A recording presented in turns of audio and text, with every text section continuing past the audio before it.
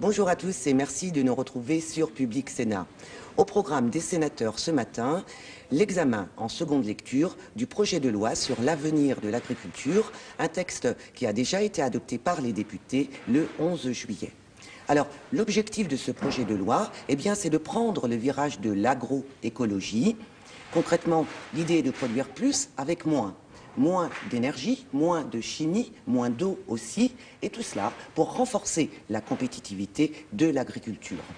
Et pour favoriser cette conversion, le texte prévoit notamment la création de GIEE, de groupements d'intérêt économique et environnemental. Au sein de ces groupements, les agriculteurs pourraient se regrouper et bénéficier d'aides préférentielles. Alors, selon le ministre de l'Agriculture, Stéphane Le Foll, il y aurait entre 10 000 et 12 000 agriculteurs parmi les 490 000 exploitations agricoles qui devraient être concernés par cette disposition. Enfin, parmi les mesures qui ont été très débattues à l'Assemblée nationale lors de l'examen du texte, il y a bien évidemment l'usage des pesticides à proximité de certaines zones dites sensibles, des zones comme les écoles, les hôpitaux ou encore les maisons de retraite. Près de ces zones, désormais, il faudra, et cela sous peine de sanctions, prendre certaines mesures de protection, comme par exemple la mise en place de haies ou encore la fixation d'horaires adaptés. Autre mesure très discutée lors toujours de cet examen à l'Assemblée nationale, l'abattage des loups. Il sera désormais autorisé, mais là aussi sous certaines conditions et dans certaines zones du territoire. Mais tout de suite, direction l'hémicycle pour suivre l'examen de ce texte. Très bonne matinée à tous sur notre chaîne. Monsieur le ministre, vous avez la parole. Madame la Présidente, indépendamment du fait que, pour moi, évidemment, c'est un très grand honneur et un très grand plaisir d'être au Sénat ce matin et de faire avancer cette loi très importante de la loi agricole, vous comprendrez bien que ma présence ici est justifiée parce que, nous le savons, mon collègue Stéphane Le Foll a eu un petit moment de fatigue. Il est aujourd'hui encore retenu pour des examens complémentaires, mais sur une situation sur laquelle nous n'avons absolument pas à nous inquiéter. Mais néanmoins, c'est son absence qui explique ma présence à ce banc. Et évidemment, vous pouvez en être certain, je m'appliquerai à répondre précisément et rapidement à l'ensemble des interventions de nos collègues. Merci, Monsieur le ministre, et merci de nous rassurer sur la santé de Monsieur le ministre de l'Agriculture. L'ordre du jour appelle la suite de la discussion en deuxième lecture du projet de loi d'avenir pour l'agriculture, l'alimentation et la forêt. Nous en sommes parvenus à la discussion des articles. Article 1er, un amendement numéro 39 présenté par Monsieur Le Cam pour le groupe PRC. Merci Madame la Présidente, Monsieur le Ministre, chers collègues. Cet amendement de ma collègue Evelyne Didier de la Commission du développement durable s'agit à l'article 1er du projet de loi qui définit les buts de la politique en faveur de l'agriculture et de l'alimentation. Il appelle donc des textes d'application, des lois ou des règlements. Le projet de loi précise que la politique en faveur de l'agriculture et de l'alimentation dans ses dimensions internationales, européennes, nationales et territoriales a pour finalité, notamment en son 11 nouveau, de protéger et valoriser les terres agricoles. Cet ajout est très important parce qu'aujourd'hui, certaines pratiques existent qui mettent à mal de tels objectifs. Je veux parler ici de l'enfouissement et du dépôt de déchets, et particulièrement des déchets dits inertes sous et sur les terres agricoles. Par notre amendement, nous vous demandons de mettre au rang des objectifs celui de l'interdiction de telles pratiques qui contreviennent à la préservation des terres agricoles. D'une part, il nous semble que la législation actuelle n'interdit pas le stockage de déchets inertes sur des terres agricoles. Ainsi, en vertu de l'article L541-30-1 du Code de l'environnement, aucune autorisation administrative n'est nécessaire pour les installations où les déchets inertes sont entreposés pour une durée inférieure à 3 ans, ce qui pose déjà un problème de contrôle. Le 3 soustrait également ces déchets à autorisation administrative pour l'utilisation de déchets inertes pour la réalisation de travaux d'aménagement, de réhabilitation ou à des fins de construction. Cela a permis à des entreprises de déverser des déchets inertes sur les chemins forestiers ou sur des terres agricoles. De plus, le Code de l'urbanisme dispense de délivrance de permis d'aménager les affouillements et exhaussements du sol dont la hauteur ne dépasse pas 2 mètres et qui portent sur une superficie inférieure à 2 hectares. Ainsi, aucune autorisation n'est nécessaire et donc aucun contrôle effectué quand ces déchets qui sont enfouis sous les terres agricoles et recouverts ensuite sans avoir été bâchés. C'est ce qui s'est passé récemment en Seine-et-Marne. Il faut savoir que d'une part, les terres agricoles peuvent être recouvertes de mauvaises terres et laissées ensuite à l'abandon. On ne peut pas dire que leur reconversion en décharge soit une valorisation. D'autre part, il arrive qu'elles soient à nouveau cultivées. Là se pose le problème de la capillarité ascendante et descendante, quelque peu gênée par les couches de déchets, mais également la présence de déchets dangereux, d'arsenic, de plomb, de métaux lourds, qui infiltrent les eaux et les terres. Les membres des commissions foncières, de la Chambre d'agriculture et de la FDSEA 77 se sont penchés sur ces questions. Ils ont estimé que les remblais de déchets inertes posent question du fait des difficultés à pouvoir contrôler la nature des dépôts. Olivier Georges, secrétaire général adjoint, déclarait « L'histoire nous rappelle chaque jour que certaines terres sont aujourd'hui polluées par des entrepreneurs peu scrupuleux ». Ainsi, par cet amendement, mes chers collègues, au-delà de la question de la pollution de l'eau, qui est une question essentielle, comme en témoignent les contaminations de trop nombreux captages d'eau, se pose également la question de la préservation du potentiel agronomique des terres agricoles. C'est pourquoi nous aimerions que la législation sur les déchets dits inertes soit renforcée et par notre amendement, directement en lien avec la loi d'avenir agricole, nous vous demandons d'inscrire parmi les objectifs celui de l'interdiction de l'enfouissement des déchets sous les terres agricoles. Je vous remercie. Merci, monsieur le sénateur.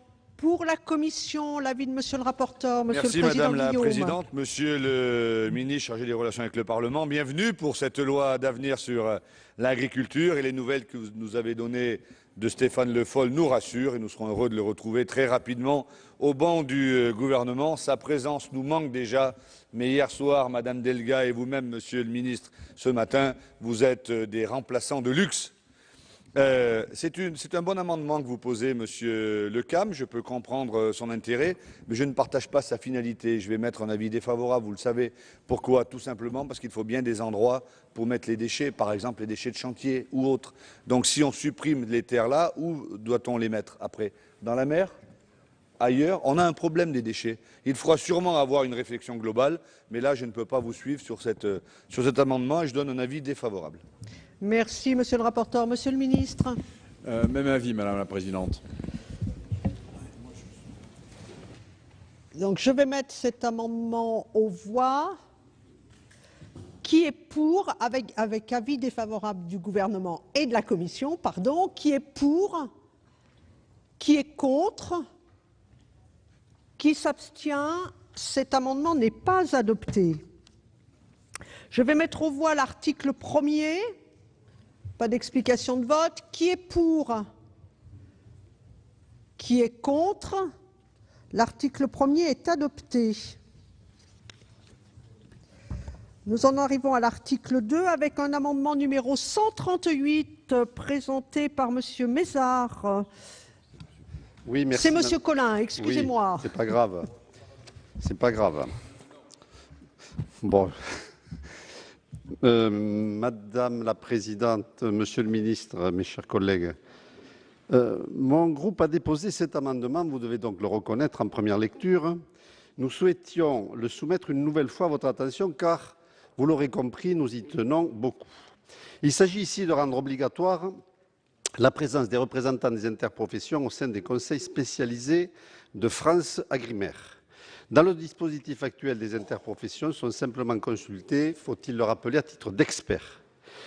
L'article 2 renforce le rôle de l'établissement public, une instance qui est déjà, si je puis dire, le bras armé de la politique d'orientation des filières agricoles. Vous le savez, en effet, France Agrimaire exerce des missions fondamentales, que ce soit au niveau opérationnel pour l'exécution des politiques de soutien aux filières agricoles en matière d'information économique par la collecte des données sur les productions ou encore par l'animation des filières à travers des conseils spécialisés. Il serait par conséquent, nous semble-t-il, logique d'intégrer des représentants des interprofessions au sein des 11 conseils spécialisés afin que le débat sur la stratégie des filières soit mené avec tous les acteurs concernés. C'est le sens de cet amendement que je vous engage bien sûr à soutenir ardemment. Merci, monsieur le sénateur Colin, et avec mes excuses, monsieur le rapporteur pour la commission. Merci Madame la Présidente. Monsieur Colin, nous avons déjà beaucoup parlé de votre amendement. Moi, j'y mets un avis défavorable parce que les interprofessions sont déjà représentées au sein des conseils spécialisés dans les 11 et nous pensons que ça pourrait faire redondance, que ce n'est pas utile. Donc je comprends l'intérêt de flécher, de marquer les interprofessions. Je le prends comme un amendement d'appel fort, mais je vous demande soit de le retirer, soit je serai contraint d'émettre un avis défavorable. Merci, monsieur le rapporteur. Avis du gouvernement, monsieur le ministre? Même avis, même argumentation, Madame la Présidente. Je vais donc mettre aux voix cet amendement numéro... Il est retiré. Très bien, merci. Je mets aux voix l'article 2. Qui est pour? Qui est contre? Qui s'abstient? Cet article est donc adopté. Article 3, un amendement numéro 101 présenté par monsieur Labbé pour le groupe écologiste. Oui, Madame la Présidente, Monsieur le Ministre, chers collègues, cet amendement concerne la méthanisation. La méthanisation agricole doit rester une activité complémentaire à l'activité d'agriculteur et non pas devenir le moteur de projets industriels non pourvoyeurs d'emplois agricoles et source de dommages sanitaires et environnementaux. C'est pourquoi cet amendement propose de fixer une limite à la puissance des réacteurs permettant de prétendre à la classification en activité agricole. Cette puissance maximale est fixée par décret. Au-delà de la question de puissance, les méga-méthaniseurs s'inscrivent dans une logique d'exploitation industrielle, ont des effets induits néfastes pour l'environnement, la santé et le bien-être animal dans des élevages de plus en plus concentrationnaires. Pollution des nappes phréatiques par les boues d'effondage, recours intensif aux antibiotiques, ensuite transmis au lait, à la viande dans le cas des vaches. En définitive, il s'agit d'établir que l'activité agricole doit rester une activité liée à la maîtrise et à l'exploitation d'un cycle biologique de caractère végétal et animal et non une activité industrielle. Et c'est une part de réponse aux méga-projets comme celui des 1000 vaches, parce qu'on n'a pas la réponse par la possibilité de préemption SAFER. Et donc, c'est une part de réponse que de limiter la capacité des méthanisateurs. Je crois qu'on nous regarde, on nous écoute à ce sujet-là. Et c'est la raison pour laquelle je le défends avec force. Je vous remercie. Monsieur le sénateur, pour la commission, monsieur le rapporteur, votre avis? Oui, merci. Mon avis est défavorable parce que nous ne partageons là. Nous avons une divergence de fond avec monsieur Labbé, il le sait. Personne ne veut des outrances. Personne ne veut partir tous azimuts. Mais enfin, on peut aussi considérer que des professionnels font des usines de méthanisation respectant l'environnement. Il n'y a pas de raison toujours de montrer du doigt et de dire que ça va être une catastrophe. Donc, dans le cadre des GI2E, évidemment, nous avons la volonté, cet outil qui est exceptionnel, qui va relancer quelque part le collectif dans l'agriculture. Il pourra y avoir des usines de méthanisation faites à l'intérieur, mais ne faisons pas ça de façon exclusive. Après, toujours prendre, alors tantôt on prend référence à l'Allemagne, tantôt on critique l'Allemagne, ce n'est pas le sujet, ne nous comparons pas à d'autres, comparons-nous tout simplement à ce que nous faisons. Nous voulons une agriculture respectueuse de l'environnement, nous voulons des activités économiques qui aillent dans le bon sens, la méthanisation c'est quelque chose de très important pour notre pays. Travaillons surtout, Monsieur le Ministre, mais Monsieur Le Foll en est d'accord, à faire en sorte qu'il ne faille pas 1 an ou 2 ou 3 ans avec tous les recours faits par les uns et les autres pour mettre en place un méthaniseur, mais qu'on puisse le faire de façon plus rapide, comme cela est le cas en Allemagne d'ailleurs. Il ne s'agit pas de vouloir faire toujours plus gros, ne comparons pas à l'usine des 1000 vaches ou des 500 vaches à cet amendement. Je suis au regret, Monsieur Labbé, de vous dire que j'émets un avis défavorable. Moi, je crois en l'homme, je crois en la conscience collective et je crois en l'évolution de la mentalité de nos concitoyens, des agriculteurs comme du monde économique pour aller dans ce sens. Et je veux réaffirmer ici, en mon nom personnel, mais je pense que nous serons tous d'accord, que la diversification des sources d'énergie et que la méthanisation est quelque chose de très important pour l'avenir de notre pays et des déchets agricoles notamment. Merci, monsieur le rapporteur. Avis du gouvernement, monsieur le ministre. Madame la Présidente, évidemment, nous sommes tous ici mobilisés sur les problématiques de transition énergétique. Et dans cette problématique de transition énergétique, nous savons qu'une des données, c'est aussi d'aller vite dans le cadre de cette transition énergétique. Aussi, mettre des normes nouvelles ne nous semble pas du tout l'esprit dans lequel nous devons travailler. Il peut y avoir des projets tout à fait intéressants, d'abord pour l'environnement, globalement, si l'on avance avec une puissance supérieure. Aussi, dans le cadre de ce projet agroécologique que nous présentons pour la France, le fameux plan EMA, qui privilégie des projets collectifs de méthanisation agricole où plusieurs agriculteurs se regroupent autour d'un projet conçu dans une logique d'ancrage territorial et dans le respect de la diversité des territoires, c'est cette vision-là que nous voulons mettre en avant. Donc il ne nous semble pas approprié de brider la reconnaissance du caractère agricole des projets par l'ajout d'un plafonnement de la puissance de l'installation. Voilà, Monsieur le Sénateur, ce qui nous semble correspondre à un souci à la fois d'une logique agricole et d'une logique environnementale vue dans sa globalité. Merci, Monsieur le Ministre. Je mets aux voix cet amendement numéro 101 qui a reçu un avis défavorable de la Commission et un avis défavorable du gouvernement. Monsieur Labbé, pour une explication de vote. Oui, simplement pour répondre à notre cher rapporteur Didier Guillaume. Moi aussi, je crois en l'homme, mais je me méfie par rapport à l'aspect appât du gain pour certains regroupements d'hommes. Je vous remercie. Merci, Monsieur Deneux, pour une explication de vote pour le groupe UMP.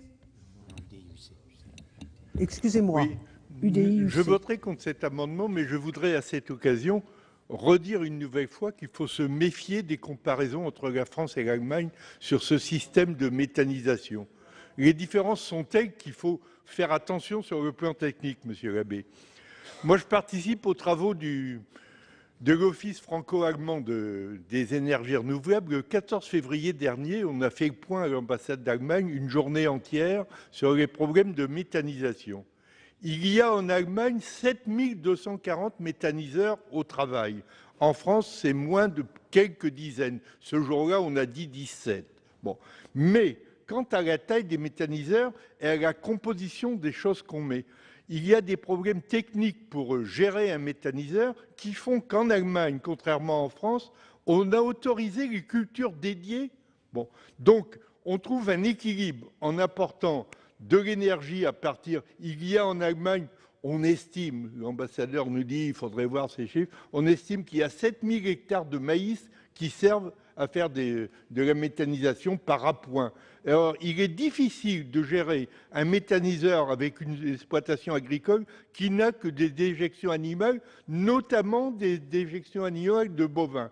Donc, en France, on a corrigé, on a accepté des cultures dédiées en cultures dérobées. Il faut mettre tout ça dans l'ensemble pour voir quelle est la bonne taille. En plus, il y a des projets nécessaires avec des petites villes dont les déchets ménagers sont une richesse qu'on enfouit. Donc, il faut être très prudent pour parler de taille si on ne compare pas les techniques et les choses auxquelles on veut aboutir. Donc, moi, je voterai contre cet amendement parce qu'il faut laisser les choses évoluer et elles vont se classer au fur et à mesure. Il nous faudra plusieurs années pour que nous rejoignions le bon niveau de méthanisation. L'objectif, c'est de méthaniser tous les déchets ménagers plutôt que de les mettre à la poubelle. Merci, Monsieur le Sénateur. Monsieur Le Cam. Oui, nous soutiendrons également cet amendement, tout en voulant attirer l'attention du gouvernement sur quelques travers de la méthanisation à tout prix, notamment pour l'élevage laitier. C'est une véritable catastrophe pour l'élevage laitier si on pousse à la méthanisation. Ça veut dire qu'on enferme les vaches pendant 3 ans. On les maintient enfermés, c'est plus le bien-être animal, là. C'est véritablement catastrophique. Autant ça peut bien correspondre à l'élevage porcin ou à l'élevage de volailles. Je crois qu'il faut qu'on soit très prudent là-dessus. Par ailleurs, cet amendement, il a l'intérêt de laisser le pouvoir au gouvernement de fixer par décret la puissance maximale. Je pense que les expériences communes de plusieurs agriculteurs en matière de méthanisation sont également à encourager pour autant, en tenant compte de ce que j'ai dit auparavant. Je pense à Géotexia dans le Menet, chez nous, qui est une belle expérience pour l'instant. Et je crois que là, il faut bien faire la part des choses. De très nombreux agriculteurs nous disent « ce n'est pas notre métier ». Nous, notre métier, c'est de produire du lait, par exemple. Ce n'est pas de produire de l'électricité. Donc, je crois qu'il faut qu'on tienne les deux bouts, si je puis dire, de cette affaire. Et je soutiendrai donc cet amendement numéro 101. Merci, Monsieur le Sénateur. Monsieur Lenoir, vous avez la parole. Très rapidement, Madame la Présidente, Monsieur le Ministre, je suis tout à fait hostile à cet amendement. de façon absolument incroyable, il vient d'un représentant du groupe écologiste. On sait que la biomasse a un bel avenir en France et qu'à l'intérieur de la biomasse, c'est la méthanisation. Or, d'un point de vue technique, mon cher collègue, il y a un seuil critique en dessous duquel l'investissement n'est pas rentable. Et deuxièmement, notre collègue Marcel Deneux avait raison de souligner, c'est la question de l'apport des produits qui entrent dans le digesteur. Il faut qu'il y ait une opération collective, comme l'a très bien rappelé d'ailleurs le ministre, pour réussir la méthanisation. Alors, aujourd'hui, vous êtes en train d'enfermer la méthanisation dans un étau qui fera qu'elle ne sera pas rentable, qu'elle ne sera pas efficiente. Si, monsieur le sénateur, je ne vois plus de demande d'explication de vote. Je mets donc aux voix cet amendement numéro 101 qui a reçu un avis défavorable de la commission, un avis défavorable du gouvernement. Qui est pour? Qui est contre? Qui s'abstient? Cet amendement n'est pas adopté. Amendement numéro 27 rectifié. Monsieur Lasserre le défend.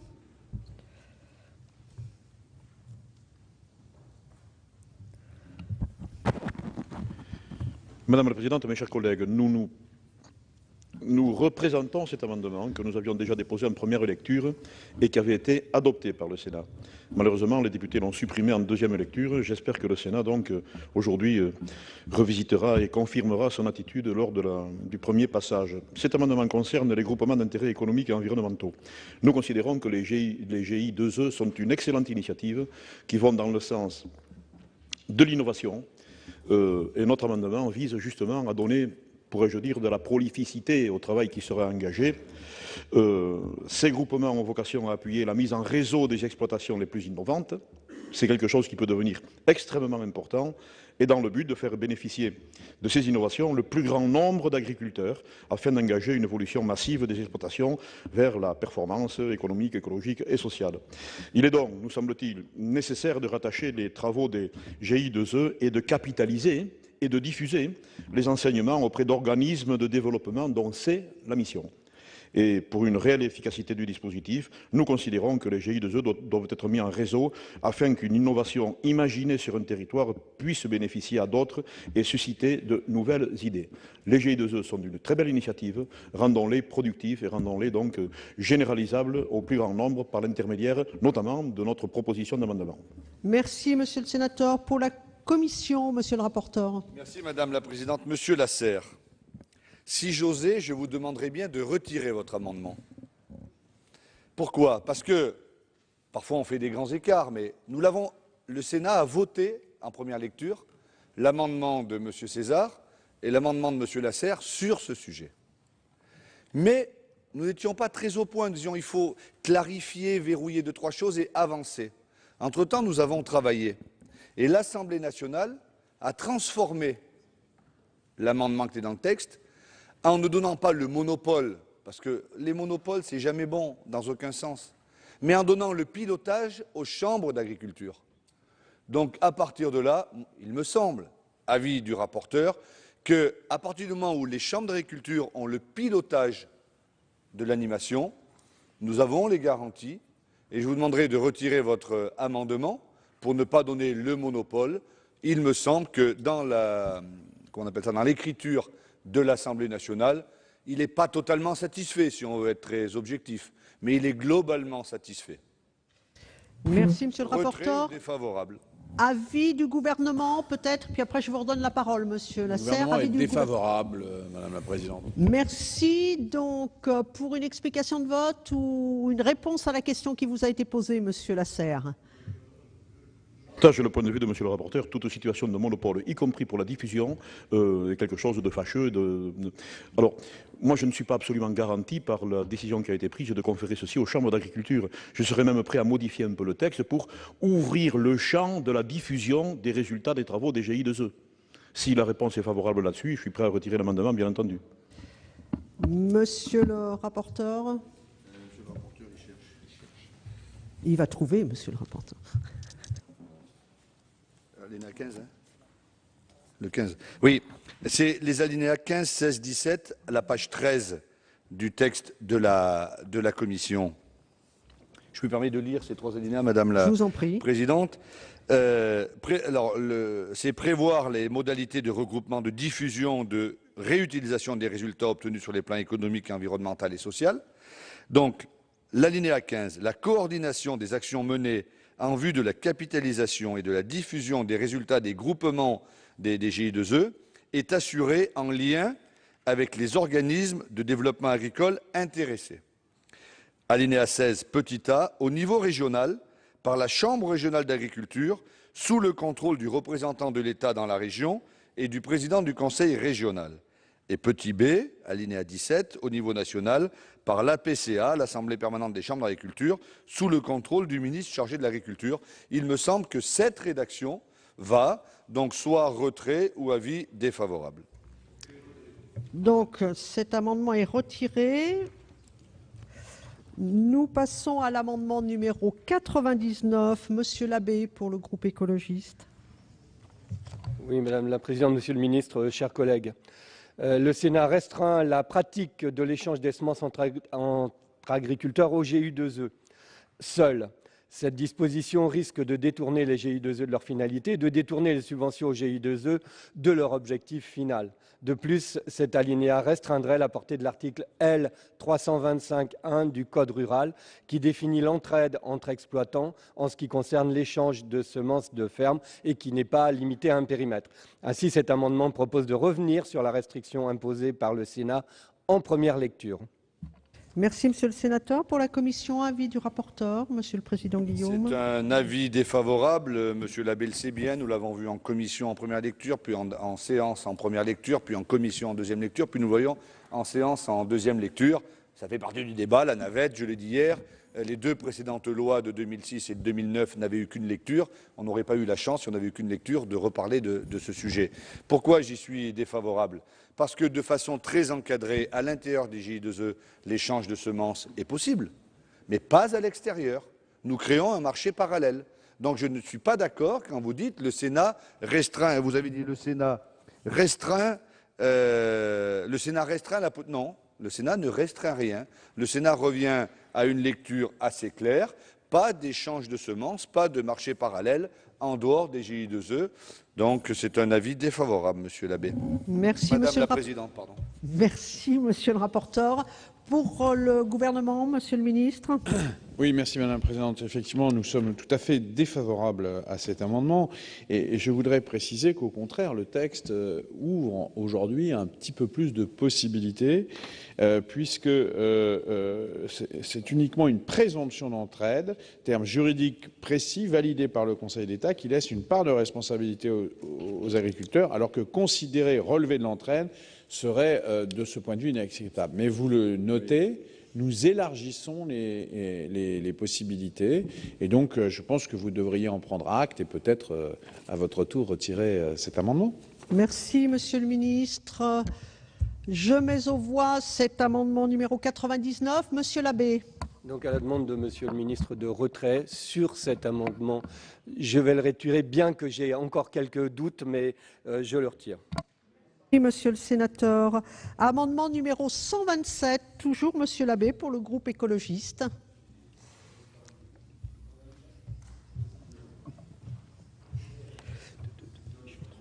C'est le 127 ou le 122 parce que... 127. Excusez-moi, oui.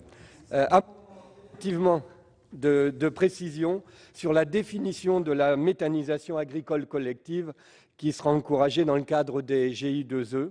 Voilà, donc c'est simplement une précision. Avis de la Commission, Monsieur le rapporteur. Madame la Présidente, comme ça ne sera pas toute la journée comme cela, je voulais dire avec un grand sourire et beaucoup d'entrain que j'ai donné un avis favorable à cet amendement de Monsieur Labbé. Merci, Monsieur le rapporteur. Avis du gouvernement, Monsieur le ministre. Favorable, Madame la Présidente. Donc, je vais mettre aux voix cet amendement qui a reçu 2 avis favorables, l'un de la Commission, l'autre du gouvernement. Qui est pour? Qui est contre? Qui s'abstient? Cet amendement est adopté. On continue avec Monsieur Labbé pour l'amendement numéro 122. Oui, Madame la Présidente, Monsieur le Ministre, chers collègues, on en revient à la question de la méthanisation.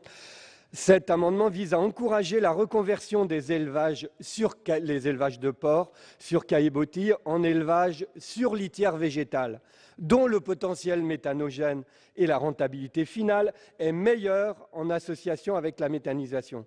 Pour produire du méthane, il faut du carbone. Le lisier comprend 95% d'eau, tout le monde le sait, et le reste est très peu méthanogène. Le fumier obtenu en élevage sur paille possède un pouvoir méthanogène bien supérieur, et c'est aussi un amendement pour enrichir le terreau et refaire l'humus dont on a besoin. Alors en priorité, refaire le terreau, un fumier, et en supplément, servir heureusement et positivement à la méthanisation.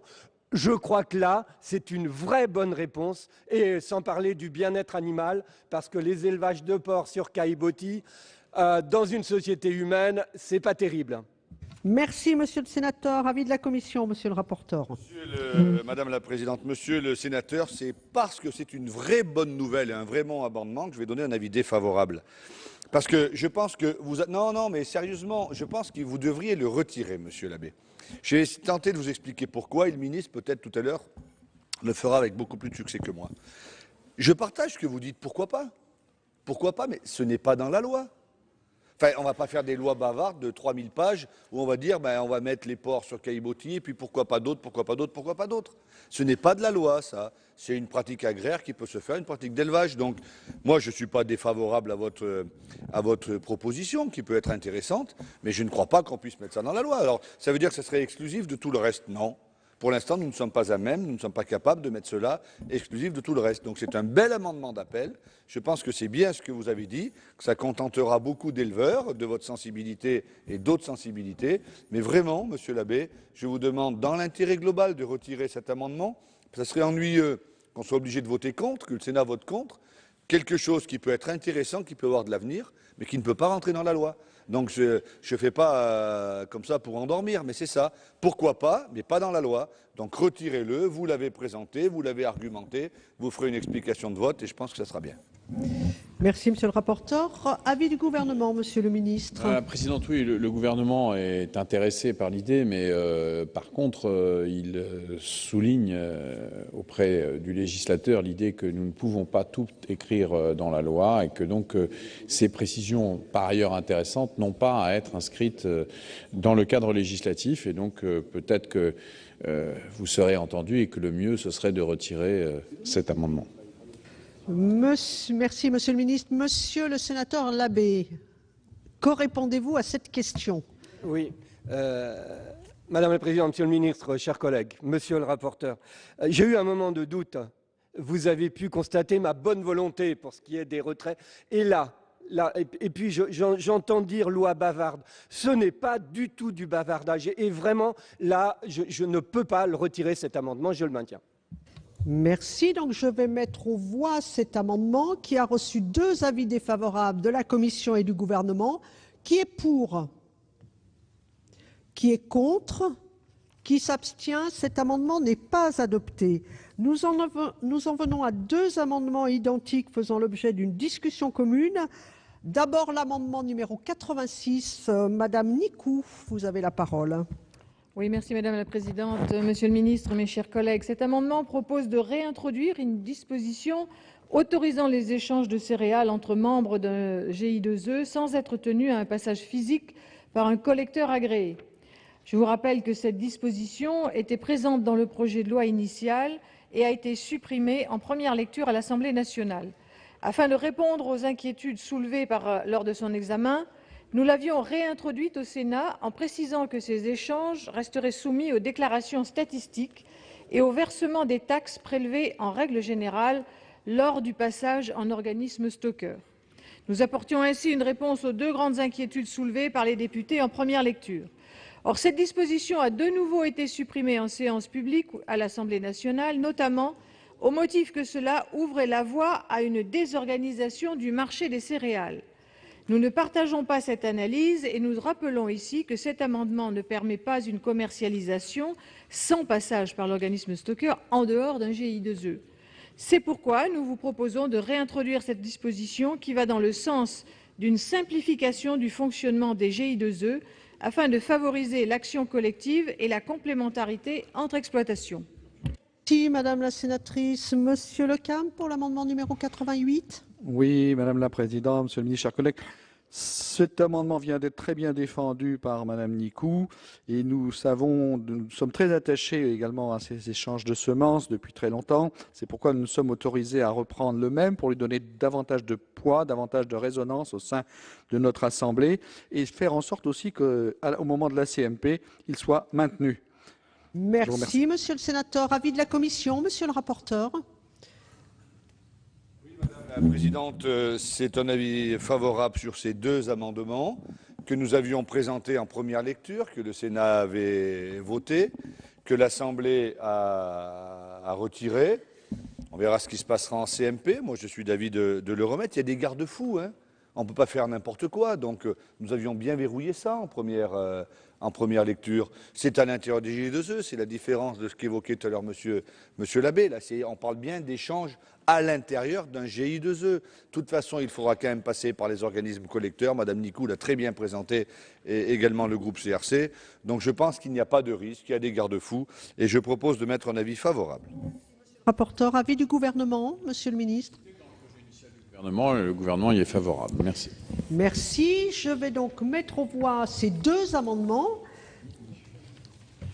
Oui, Monsieur Bailly, vous avez la parole. Pas être long, seulement pour dire que je voterai cet amendement parce qu'il me semble simple. Vous savez que dans les GIE2E, on ne sait pas trop encore exactement quels vont être ces résultats et vous savez que notre groupe, nous avons encore quelques interrogations. Là, il y a quelque chose de concret, de positif et de simple. Donc c'est pourquoi, personnellement, je voterai cet amendement. Merci, Monsieur le sénateur. Je mets donc aux voix ces deux amendements qui ont reçu tous les deux un avis favorable de la Commission et du gouvernement. Qui est pour? Qui est contre? Qui s'abstient? Ces deux amendements sont adoptés. Nous en venons à l'amendement numéro 125, présenté par Monsieur Labbé pour le groupe écologiste. Madame la Présidente, Monsieur le Ministre, chers collègues, cet amendement pourrait paraître anecdotique, il ne l'est pas du tout. Et là encore, m'appelant Labbé, je pourrais avoir l'air de prêcher dans le désert, mais je sais que ce n'est pas dans le désert, parce que je sais que je suis, si ce n'est écouté, au moins entendu.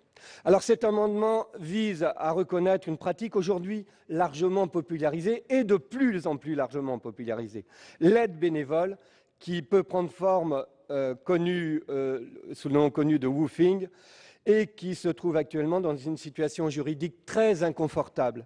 Si de nombreux agriculteurs accueillent ce qu'on appelle les woofers, ils manifestent de plus en plus leur crainte de voir cet accueil et à juste titre requalifié en travail déguisé par la MSA. Cet amendement permet donc de clarifier le statut de l'aide bénévole et d'encourager ce type d'échange profitable à la fois pour les agriculteurs qui peuvent bénéficier de coups de main, transmettre leur passion, mais aussi refaire le lien entre la population citadine ou périurbaine et avec le métier d'agriculteur. Donc c'est une nouvelle culture, c'est en cours et ça va se continuer. Simplement le fait de pouvoir donner la possibilité d'un contrat d'aide bénévole, que les conditions sont fixées par décret et ça permet de clarifier les choses à quelque chose qui existe. Je vais vous donner un tout petit exemple sur ma commune de Saint-Nolff, quand j'étais encore maire. On a préempté toute une ferme de 23 hectares en utilisant les outils de la puissance publique pour y installer une maraîchère. Et au début, c'est au moins une vingtaine de personnes qui sont venues spontanément l'aider, seulement sans aucun cadre juridique. Et c'est le cas, un contrat d'aide bénévole et c'est plié. Et autant pour l'agriculteur que pour les personnes, on se met au clair. Je vous remercie. Merci, Monsieur le sénateur. Avis de la commission, Monsieur le rapporteur. Madame la Présidente, Monsieur le sénateur Labbé, vu en première lecture, vu en deuxième lecture, vous l'avez quasiment dit vous-même dans votre argumentation, ça pourrait s'apparenter à du travail dissimulé. L'entraide, ce n'est pas le woofing. Et nous voulons rester sur la première partie. Qui dit entraide dit contrepartie, dit retour. Et là, ce n'est pas le cas. La terre aux paysans, c'est un slogan que nous avions entendu. Eh bien, nous sommes pour la terre aux paysans. et que les agriculteurs fassent ce qu'ils ont à faire. Moi, je suis défavorable à cet amendement. Franchement, si on pousse le bouchon un peu loin, la direction du travail pourrait venir. Ça peut s'apparenter à du travail dissimulé. Je ne suis pas favorable. Nous ne sommes pas dans le woofing, nous sommes dans l'entraide. Restons là où nous en sommes. Avis défavorable. Merci, monsieur le sénateur, monsieur le rapporteur. Avis du gouvernement, monsieur le ministre. Oui, Madame la Présidente. Je pense que cette Assemblée, comme l'autre, a voté récemment un texte de loi encadrant les stages et ayant avec beaucoup de prudence sur les rapports au travail de gens qui viennent soi-disant de façon bénévole. Donc je ne comprends pas comment on peut ouvrir dans le droit du travail à travers cette idée qui a toutes les apparences de la générosité, mais elle est une ouverture par rapport au travail qui est tout à fait problématique. Donc nous sommes défavorables. Merci, monsieur le ministre. Je mets aux voix cet amendement qui a reçu un avis défavorable de la commission, un avis défavorable du gouvernement. Qui est pour? Qui est contre? Qui s'abstient? Cet amendement n'est pas adopté. Je mets aux voix l'article 3 du projet de loi. Qui est pour? Qui est contre? Qui s'abstient? L'article 3 est adopté. Nous en venons à l'article 4 avec 5 amendements en discussion commune. Je commence par l'amendement numéro 17 rectifié. Monsieur Lasserre, vous avez la parole.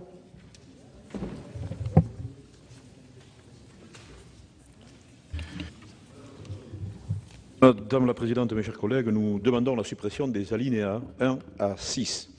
Nous considérons, on a eu beaucoup de discussions, de débats, nous considérons que les obligations déjà existantes par exploitation sur les cahiers d'épandage, obligations imposées par la réglementation et vérifiées régulièrement par les contrôles, suffit, je le crois, à maîtriser le problème qui nous est posé.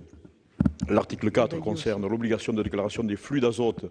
Il oblige des déclarations sur les stockages, les transports et nous considérons que véritablement, là on va très très loin dans la complexité, ça peut presque relever de l'inquisition et les mesures déjà prises, je le répète, sur les plans d'épandage devraient amplement suffire pour apaiser les craintes ou les objectifs de ceux qui considèrent qu'il faut maîtriser ces situations. Merci, monsieur le sénateur. L'amendement numéro 52, qui le défend? Monsieur Bailly? C'est le même, oui. C'est le même amendement et je crois qu'on a déjà eu un débat en première lecture sur ce sujet-là. Et vous savez que c'est un sujet aussi où notre groupe, nous y sommes très défavorables. Donc en deuxième lecture, il était aussi à reposer ce problème. Aujourd'hui, j'ai entendu hier notre rapporteur, M. Guillot, me dire combien cette loi, on allait simplifier dans l'agriculture et que les agriculteurs, ça allait s'en trouver bien mieux avec toute cette simplification. Or là, déjà, c'est quelque chose qui va du tout dans ce sens-là, parce que c'est des déclarations supplémentaires. Aujourd'hui, dans toutes les exploitations agricoles, il y a les plans d'épandage avec toutes les unités qui sont mises. Je crois qu'il y a déjà suffisamment de travail qui est fait, de transparence, sans encore obliger ces déclarations.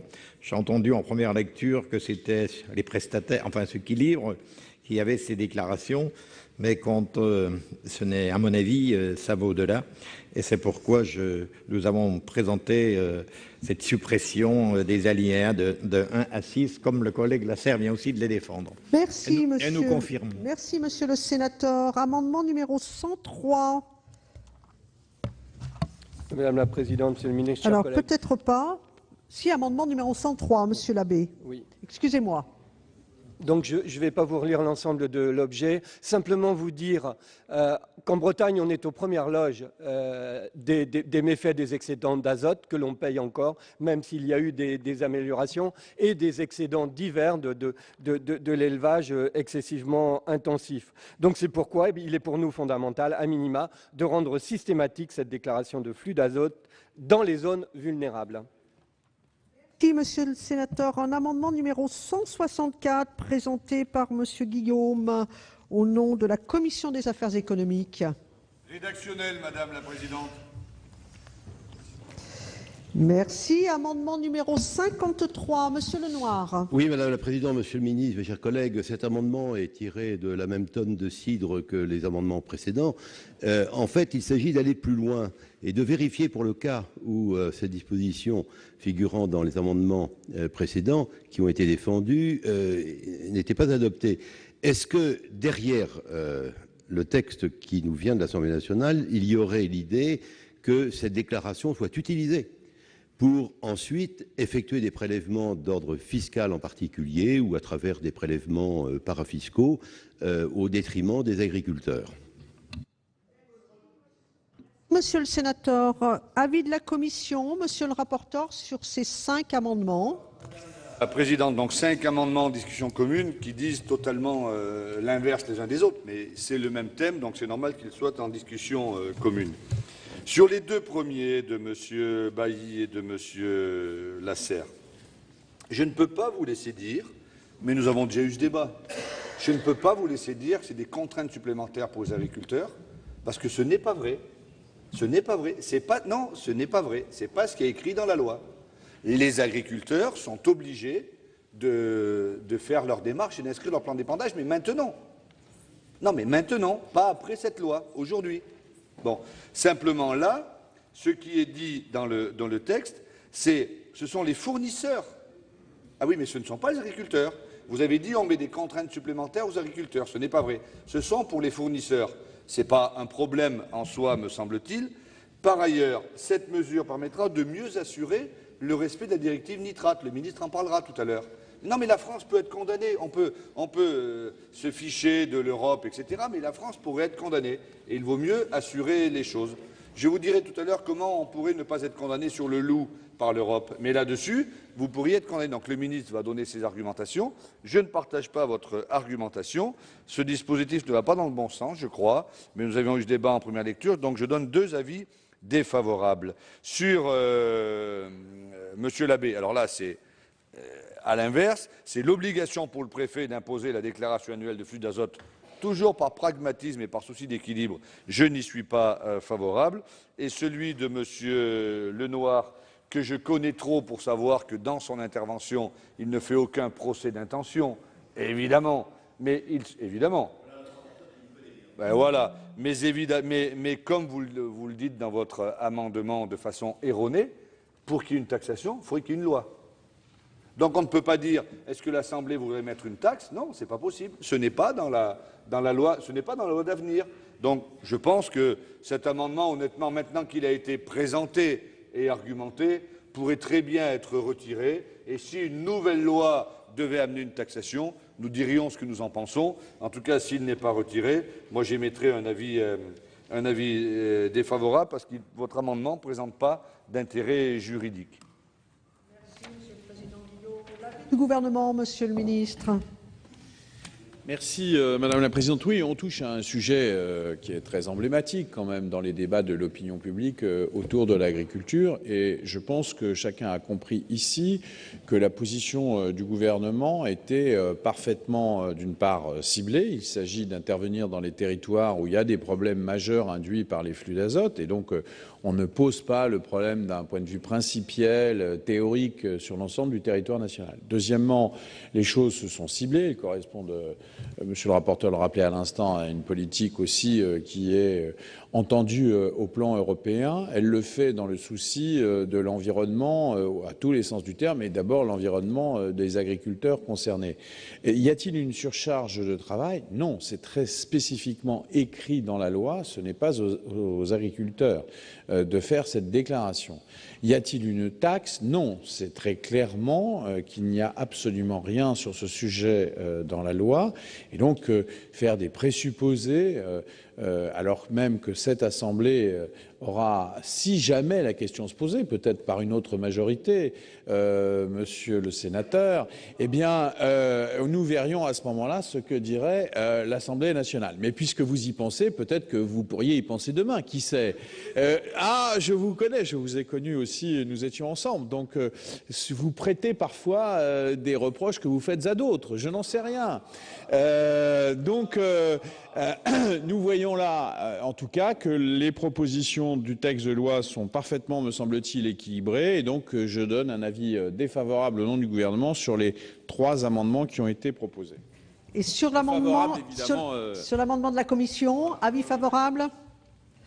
Bien, je vais donc mettre aux voix ces amendements. D'abord, les 2 amendements 17 rectifiés et 52 qui sont identiques, qui ont reçu des avis défavorables de la commission et du gouvernement. Qui est pour?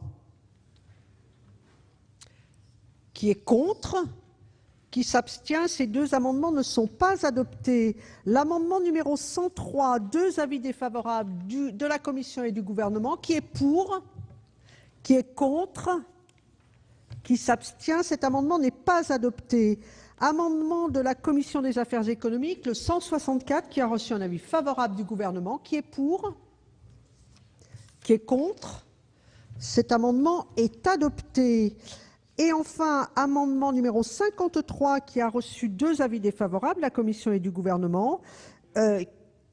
Monsieur Lenoir, est-ce que vous le retirez? Non. Non, je ne le retire pas. Puisque vous me donnez la parole, Madame la Présidente, je la prends bien volontiers. Simplement, j'ai pris acte avec vous tous, ce sera au journal officiel, qu'il n'y avait absolument pas l'intention de la part de ce gouvernement de procéder ensuite à des prélèvements d'ordre fiscal ou d'ordre parafiscal. Merci de ces précisions. Monsieur le sénateur, je mets aux voix cet amendement 53. Qui est pour? Qui est contre? Cet amendement n'est pas adopté. Nous en venons à l'amendement numéro 102, toujours sur cet article 4. Monsieur Labbé, vous avez la parole pour le groupe écologiste. Oui, Madame la ministre, Madame la Présidente, pas encore, excusez-moi. Monsieur le ministre, chers collègues, il s'agit de définir pour nous un plafond maximal d'épandage annuel d'azote minéral et organique par hectare en fonction des situations locales et de leur évolution pour être précis, parce que le seuil limite existant, 170 kg d'azote par hectare, représente seulement l'azote organique. Donc ce que l'on souhaite, c'est qu'il y ait un plafond pour le cumuler organique et minéral. Monsieur le sénateur, avis de la commission, monsieur le rapporteur. Madame la Présidente, c'est un avis défavorable pour des raisons très pratiques. La possibilité de définir une quantité maximum d'azote total apporté par hectare pourrait être intéressante, notamment dans les zones de marée verte, dans les zones de forte pollution. On sait que c'est un vrai problème. Sauf qu'on sait très bien que ce n'est pas possible de faire l'azote total. D'abord, je vais prendre quand même mon papier, d'abord, il existe des plafonds en matière d'azote minéral sur les cultures. Avant le 1er mars, 50 unités sur le blé et l'orge, 80 unités sur le colza, et après le 1er mars, 100 unités par hectare maximum. Donc il existe déjà des plafonds. Mais pour l'azote minéral, on ne peut pas le faire pour l'azote total. Et par ailleurs, on sait très bien que l'azote minéral se fixe mieux sur la plante que l'azote organique. C'est la raison pour laquelle ça part, je pense, d'un intérêt, mais je vous demanderai de le retirer pour des raisons pratiques et de faisabilité. Et si vous ne le retiriez pas, j'émettrai un avis défavorable parce qu'il y a déjà des plafonds qui s'appliquent. Merci, monsieur le rapporteur. Avis du gouvernement, monsieur le ministre. Défavorable, madame. Je vais mettre aux voix cet amendement numéro 102. Monsieur Labbé, vous avez la parole. Après la demande de monsieur le rapporteur et dans le cadre de la cordialité de nos échanges, je vais retirer cet amendement. Merci, monsieur le sénateur. Vous avez toujours la parole pour l'amendement numéro 100. Alors justement, il s'agit, on revient donc au sujet de la méthanisation. On a évoqué tout à l'heure l'exemple allemand, où des hectares de maïs, des milliers d'hectares de maïs sont cultivés pour alimenter les méthaniseurs. La terre, on a évoqué la protection, la préservation de la terre agricole comme une terre qui doit être avant tout nourricière. 7 milliards d'habitants sur la planète, 9 milliards attendus en 2050. Chaque hectare de terre nourricière aura son importance. Alors pour nous, la méthanisation, que l'on reconnaît à sa juste valeur, on tient à ce que l'alimentation en soit limitée. uniquement à des déchets et des cultures intermédiaires, et quand même, à titre exceptionnel, une dérogation à cette interdiction peut être délivrée dans des conditions prévues par décret. C'est un amendement qui est extrêmement mesuré et qui enrichit le texte. Je vous remercie. Merci, monsieur le sénateur. Avis de la commission, monsieur le rapporteur. Oui, je vais attendre l'avis du gouvernement tout à l'heure, mais je vous demande un avis de retrait, sinon défavorable. On a déjà examiné cet amendement. Vous proposez de ne reconnaître comme méthaniseur dans le cadre des GE2E que des installations alimentées par des déchets ou des cultures intermédiaires. On comprend bien l'idée, pas de souci. Ne pas encourager à produire, par exemple des céréales pour alimenter directement des méthaniseurs au lieu de contribuer à l'alimentation humaine. Nous en avons parlé.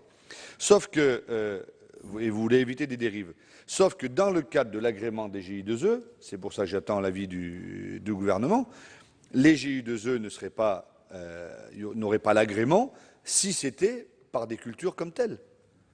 Donc je pense que votre amendement, vous pouvez le retirer après que le ministre vous ait rassuré, parce qu'il est de fait satisfait. Évidemment, si le gouvernement agrée des GU2E à l'intérieur desquels il y aurait des méthaniseurs qui seraient alimentés par des cultures directes, je crois que ça serait à l'encontre de ce que sont les GI2E. Donc, à mon avis, le gouvernement va vous rassurer, donc vous allez le retirer, mais au cas où vous ne le retiriez pas, j'émettrai un avis défavorable.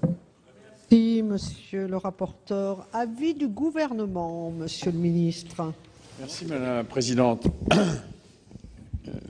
Monsieur le sénateur, nous partageons les objectifs qui sont les vôtres. Néanmoins, nous ne pensons pas que nous puissions accepter cet amendement.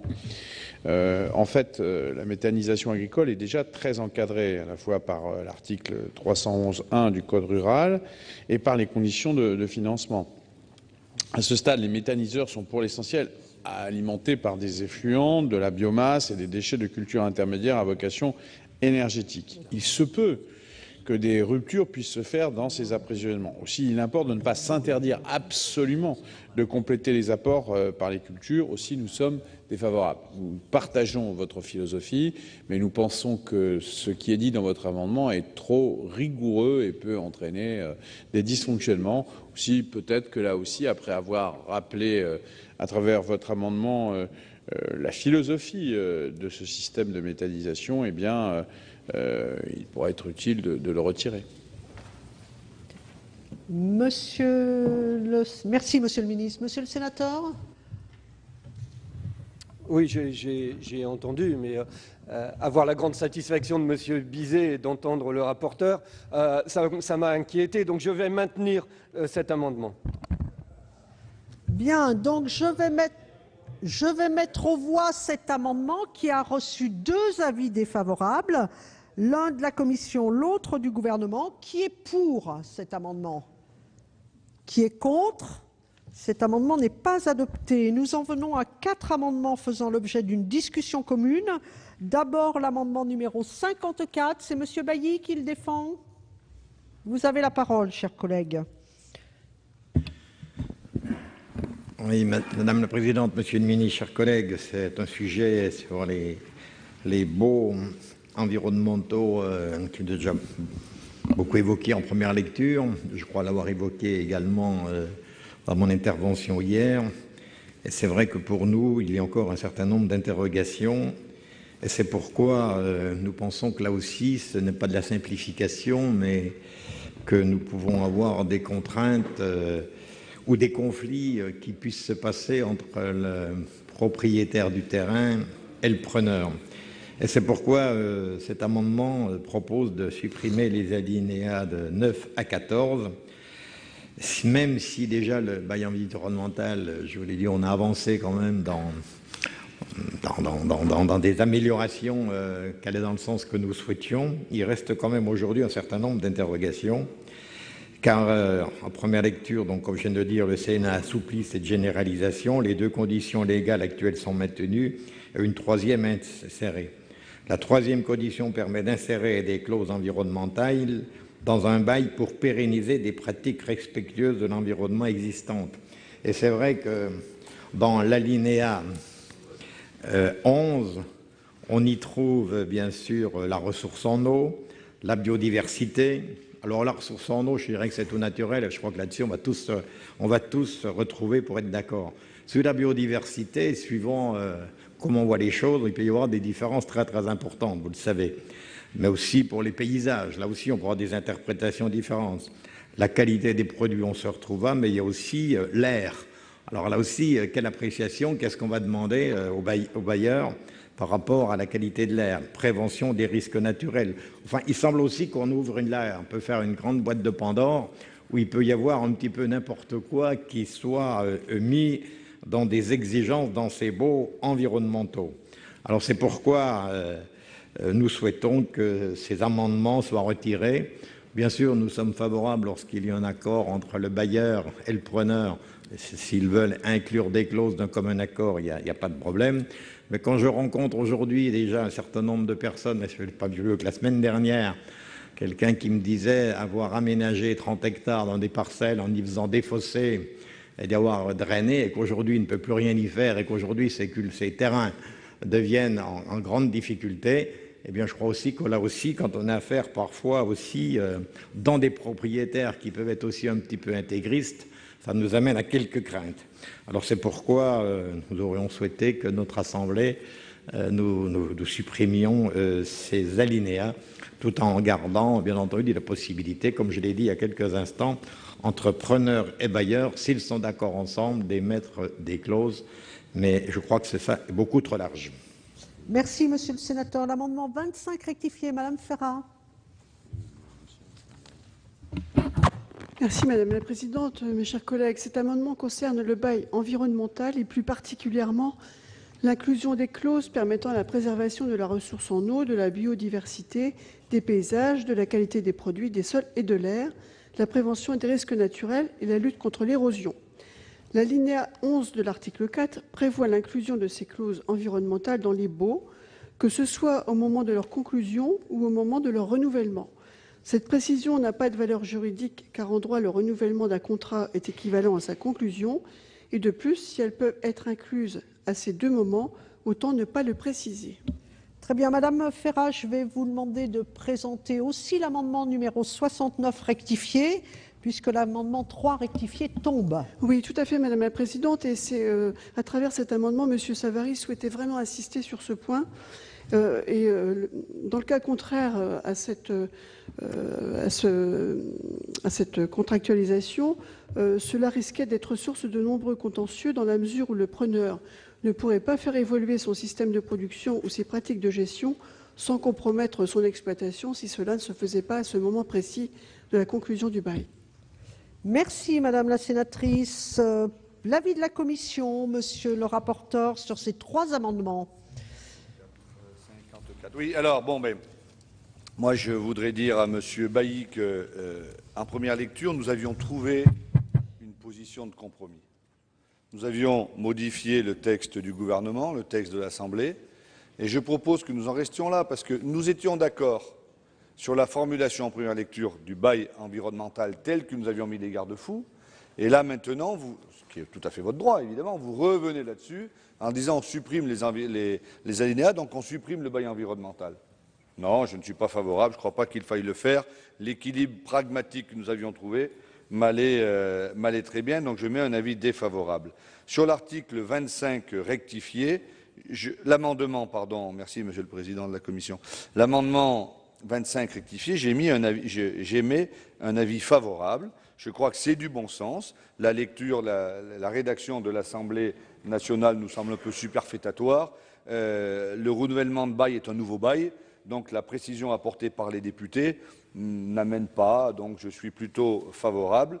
Quant au 69, le 3 est tombé, le 69 rectifié, si, comme je l'espère, nous votons l'amendement 25 rectifié, le 69 rectifié tombera, donc je demande ce serait de retrait à profit.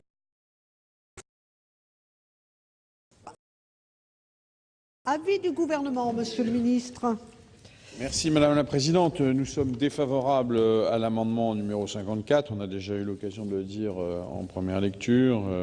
Je ne pense pas qu'il y ait de rupture, mais il y a au contraire de favoriser des évolutions positives dans les sens des intérêts des deux parties. Et par contre, nous en remettrons à la sagesse du Sénat s'agissant de l'amendement 25 rectifié. Merci, Monsieur le ministre. Je vais donc mettre aux voix ces amendements. L'amendement numéro 54, qui a reçu 2 avis défavorables de la Commission et du gouvernement. Qui est pour? Qui est contre? Qui s'abstient? Cet amendement n'est pas adopté. L'amendement numéro 25 rectifié, qui a reçu un avis favorable de la Commission, un avis de sagesse, enfin de l'Assemblée, de la part du gouvernement, qui est pour? Qui est contre? Cet amendement est adopté et donc l'amendement 69 rectifié tombe. Vous êtes d'accord, Madame Ferrat? Nous passons à 2 amendements en discussion commune, toujours sur l'article 4. L'amendement numéro 59, Monsieur Bailly. Oui, Madame la Présidente, Monsieur le Ministre, je crois que c'est uniquement pour préciser les choses, remplacer les mots « lettre commandée » par accusé, avec accusé de réception par les mots « acte extrajudiciaire ». Afin de limiter les contentieux de pur formalisme, il est indispensable de déterminer le moyen par lequel le preneur doit notifier sa demande au propriétaire. L'acte extrajudiciaire est le moyen déjà utilisé par le propriétaire pour notifier son congé au fermier. Il y a pour avantage de ne pas causer d'ambiguïté sur la date qui doit être prise en considération pour le point de départ de la prescription, contrairement à une lettre commandée avec avis de réception. Donc il nous semblait que c'était pour aller dans un sens et d'éviter des contentieux. Je laisse à l'appréciation de notre Assemblée. Si, Monsieur le Sénateur, amendement du gouvernement numéro 160, Monsieur le Ministre. Je répondrai aussi, si vous voulez bien, Madame Absolument. la Présidente. Merci. Donc, l'amendement 160, c'est un amendement de précision qui permet aux propriétaires de pouvoir apprécier en toute connaissance de cause si le copreneur restant remplit les conditions lui permettant de reprendre le bail à son seul nom et de saisir le tribunal paritaire des baux ruraux en temps utile s'il l'estime opportun. L'ajout d'un formalisme minimum sécurise la situation du bailleur.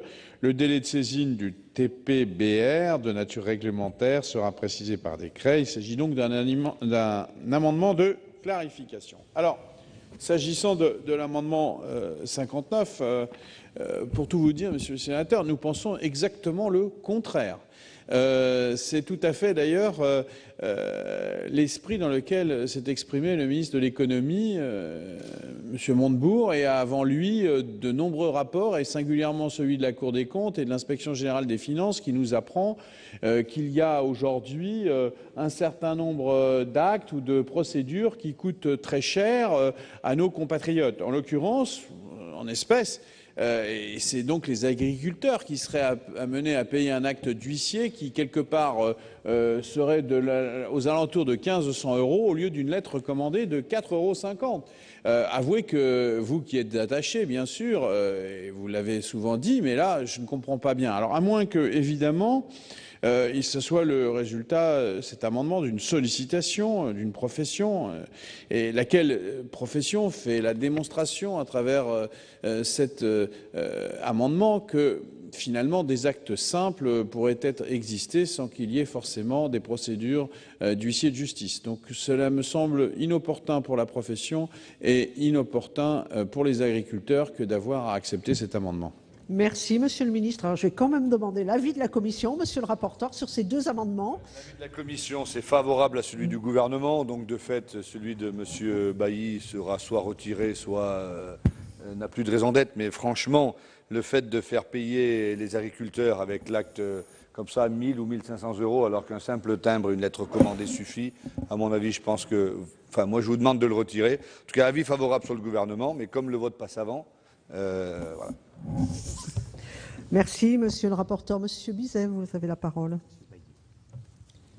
Oui, merci Madame la Présidente. Monsieur le Ministre, mes chers collègues, Monsieur le Ministre, vous avez raison, il y a une différence de coût qui est très claire entre une lettre commandée et une prestation d'un huissier. si vous voulez. Mais je crois qu'il faut regarder également cela au travers du risque beaucoup plus élevé qui serait celui d'un contentieux pour une non-précision précisément de la réception d'une décision au travers d'une lettre recommandée. Je crois que l'objet de cet amendement, ce n'est pas de défendre une profession. L'objet de cet amendement, c'est de clarifier précisément un risque de contentieux qui peut exister au travers d'une délivrance d'une lettre recommandée que, par hypothèse, on voit ça quand même assez facilement.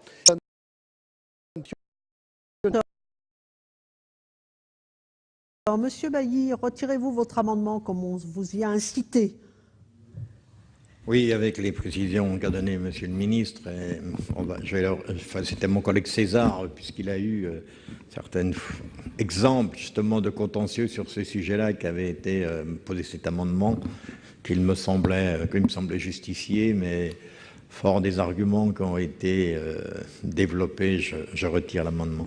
Merci, Monsieur le sénateur. Je vais donc mettre aux voix l'amendement numéro 160 du gouvernement, qui a reçu un avis favorable de la commission. Qui est pour? Qui est contre? Qui s'abstient? Cet amendement est adopté. Deux amendements identiques faisant l'objet d'une discussion commune. Le numéro 23, Madame Ferrat. Merci Madame la Présidente. Mes chers collègues, ces dispositions prévues par le projet de loi viennent bouleverser les dispositions régissant aujourd'hui la mise à disposition des baux. En effet, la mise à disposition ou l'apport de droits au bail ne peut se faire qu'au profit d'une société à objet principalement agricole. Or, le projet de loi vient étendre le régime de la mise à disposition à toute personne morale à vocation principalement agricole. Cette disposition, introduite en première lecture à l'Assemblée nationale, a été supprimée par le Sénat compte tenu de l'insécurité juridique qu'elle engendre, puisqu'elle ouvre le champ aux associations de loi 1901, aux sociétés coopératives, etc. De nombreux schémas de mise à disposition ou d'apport du bail pourraient alors se développer au profit de sociétés non exploitantes, en contradiction totale avec les dispositions du statut du fermage qui prévoit l'exploitation effective et personnelle du bien loué au sein même de la société bénéficiaire de la mise à disposition. D'une part, celle-ci est une atteinte à la liberté d'exploitation du preneur, en le sens où il n'a pas nécessairement dans la structure bénéficiaire de la mise à disposition le pouvoir d'orienter l'activité agricole, et d'autre part, des sous-locations formellement prohibées par le statut du fermage d'ordre public pourraient se généraliser sans contrôle. Cette disposition n'émanant ni d'une demande de la profession ni de la propriété devrait être retirée compte tenu de l'insécurité juridique qu'elle instaure. Merci, Madame la sénatrice. L'amendement numéro 145, Monsieur Collin, vous avez la parole. Madame la Présidente, Monsieur le Ministre, mes chers collègues, effectivement, ça vient d'être rappelé. En première lecture, nos collègues députés avaient élargi les possibilités de mise à disposition par le preneur du bail rural, dont il est titulaire, à toute personne morale à vocation principalement agricole et donc plus exclusivement aux groupements agricoles ou aux sociétés civiles d'exploitation. Et donc, autoriser dans ces nouvelles conditions le portage d'opérations d'installation d'agriculteurs risquait de créer une insécurité juridique en permettant, par exemple, et ça a été rappelé aussi, des sous-locations normalement interdites, faut-il le rappeler, par le statut du fermage.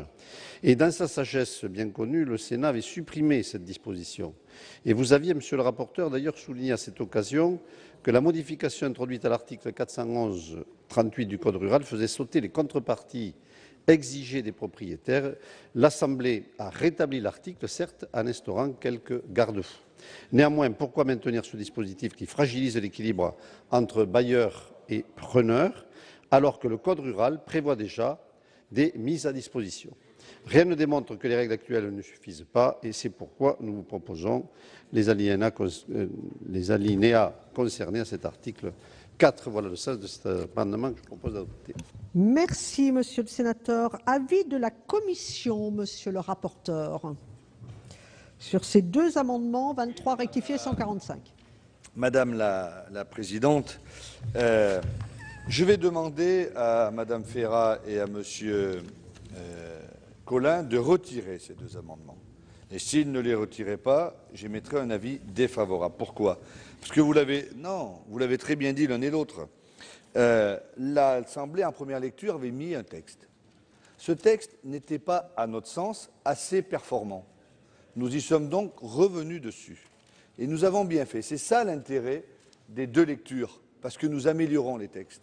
Et en fonction de ce que nous avions dit, en deuxième lecture à l'Assemblée nationale, les députés sont allés au-delà de ce que nous faisions. Et il y a 2 garde-fous à la mise à disposition du bail rural. Je vais les lire. Le bénéficiaire de la mise à disposition doit être une personne morale à objet agricole.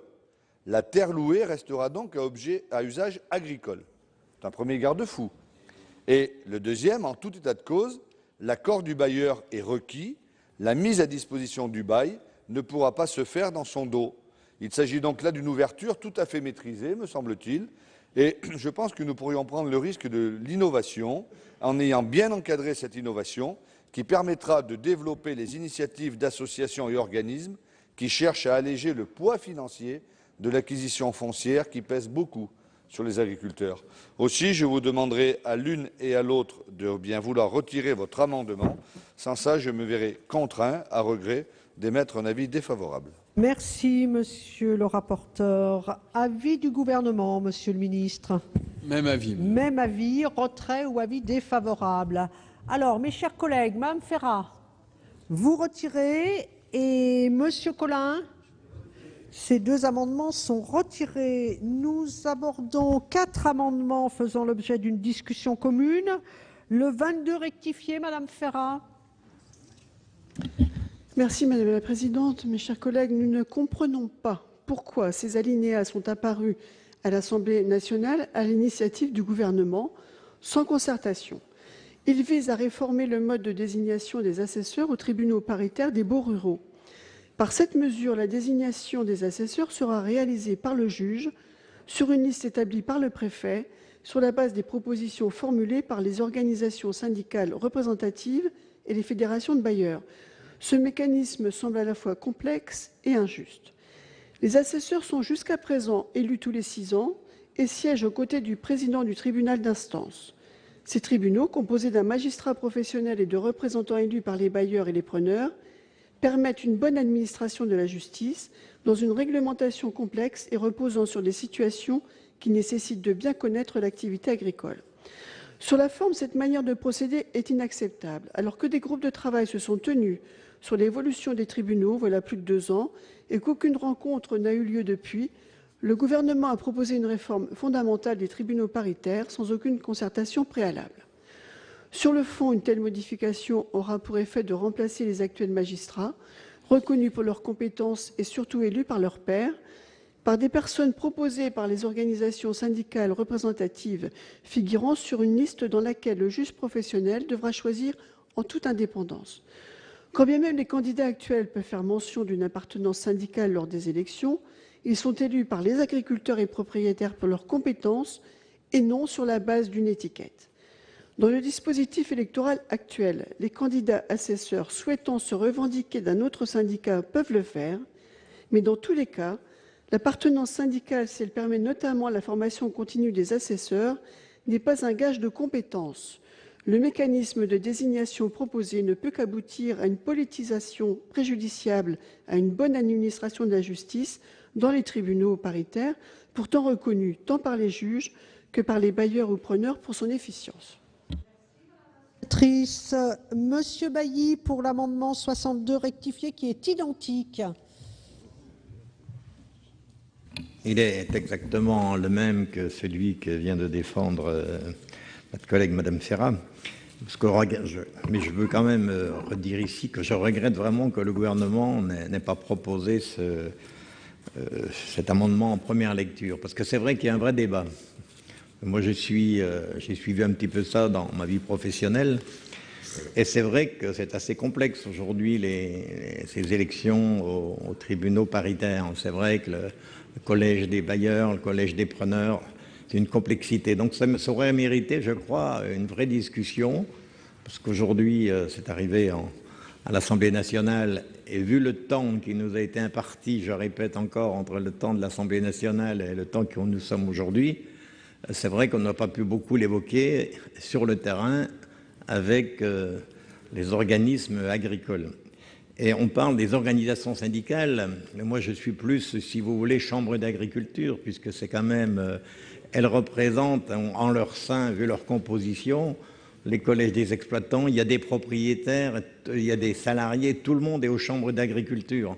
Donc pourquoi aussi ça ne viendrait pas des chambres d'agriculture? Pourquoi les organisations syndicales, avec tous les problèmes que cela va poser? Alors, moi je pense qu'il y avait besoin d'une réflexion sur ce sujet-là. Je pense qu'il fallait faire l'étude d'impact, c'est peut-être pas le terme qui convient, mais aussi combien aujourd'hui coûtait ce mécanisme des élections beaux paritaires. Alors on nous demande d'approuver cet amendement du gouvernement dans la précipitation, et c'est ça que je regrette, et que c'est pourquoi nous disions qu'aujourd'hui c'était peut-être, fallait continuer la réflexion, mais en attente de savoir s'il n'y aura pas des problèmes tels que c'est prévu, en attente on pensait qu'il fallait supprimer ces années-là de 28 à 43 qui sont arrivés à notre connaissance comme il n'y a que très peu de jours. Merci, monsieur le sénateur. Amendement numéro 144, identique également, monsieur Collin. Oui, rappeler qu'en seconde lecture à l'Assemblée nationale, nos collègues députés ont décidé, ça vient d'être rappelé, sur proposition du gouvernement d'ailleurs, de mettre fin à l'élection des assesseurs, des tribunaux paritaires, des baux ruraux pour proposer une nouvelle procédure de désignation des assesseurs représentant d'un côté les propriétaires, de l'autre côté les preneurs. Des arguments ont été avancés, ils ont été rappelés, le faible taux de participation à cette élection, le coût de l'organisation. On peut entendre ces raisons, mais introduire cette réforme sans avoir mené la concertation nécessaire est peut-être prématurée. Et la profession s'en est émue. En commission, il a été reconnu que modifier le mécanisme de l'élection des assesseurs en seconde lecture était peut-être, pardonnez-moi l'expression, mais un peu cavalier. Et c'est le premier point. Ensuite, la politisation de cette élection pourrait perturber la bonne administration de la justice dans les tribunaux paritaires, qui ne pose pas de problème dans son organisation actuelle. L'appartenance syndicale n'est pas un obstacle pour siéger actuellement aux côtés du président du tribunal d'instance. La rendre obligatoire est donc superflu et rien ne garantit que l'élection sera plus attractive, même dans un cadre pluraliste. Donc, afin de permettre le temps de la réflexion, nous proposons, comme les précédents orateurs, de supprimer les alinéas introduisant la nouvelle procédure de désignation des assesseurs. C'est le sens de cet amendement. Merci, monsieur le sénateur. Amendement numéro 152, monsieur le ministre. Bien, merci Madame la Présidente. Si vous le permettez, je dirai à la fois ma position sur les autres amendements et je défendrai l'amendement du gouvernement.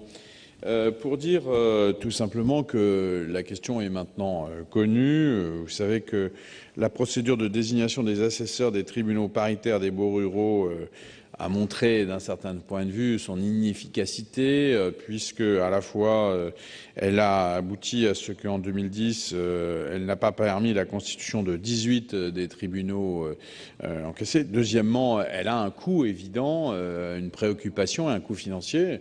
Vous posiez la question, monsieur le sénateur, d'après ce que je crois savoir, elle est aux alentours de 4 à 5 millions d'euros, ce qui n'est pas négligeable dans la situation où nous sommes. Et donc, il y a eu cette prise, un amendement gouvernemental qui a été débattu à l'Assemblée nationale. Et aujourd'hui, nous pouvons présenter un nouvel amendement qui, nous le pensons, a tenu compte à la fois des débats qui ont eu lieu aussi bien au Sénat qu'à l'Assemblée et qui ont été discutés aussi avec les organisations professionnelles. Et nous pouvons penser qu'aujourd'hui, la proposition que nous faisons a le soutien des organisations professionnelles.